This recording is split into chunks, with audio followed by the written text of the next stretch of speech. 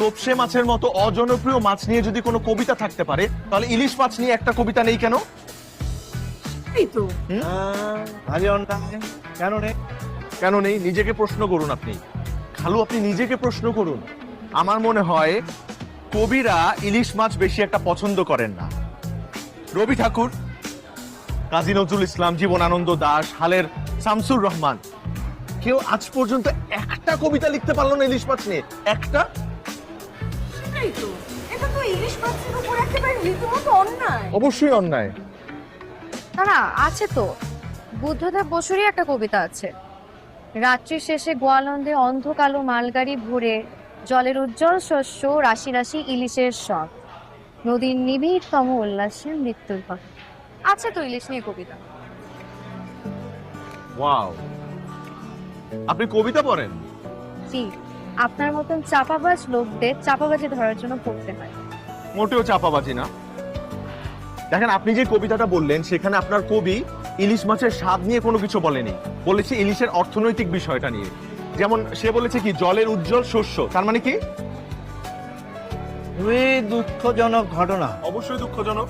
এই শুভ, বলেন। তুমি কবিতা লিখে ফেলো।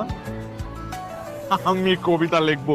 বোকার মতো কথা বলেন খালু। আমি কবিতা লিখলে আমার কবিতা কে পড়বে? সেটা আমি পড়বো। আপনি পড়বেন? আমরা পড়বো। এই চুমকি, তুই পড়বি? জি পড়ব।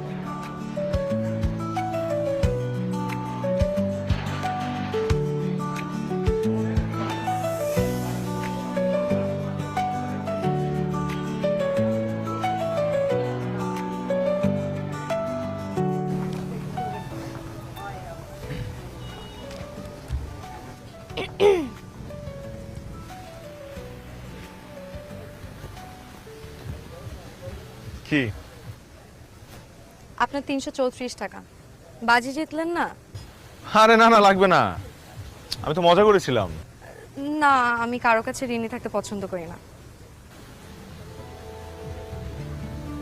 দেখুন, আমার এই মাওয়াতে এসে ইলিশ মাছ খেতে খুব ইচ্ছে করছিল, তাও আপনার সাথে।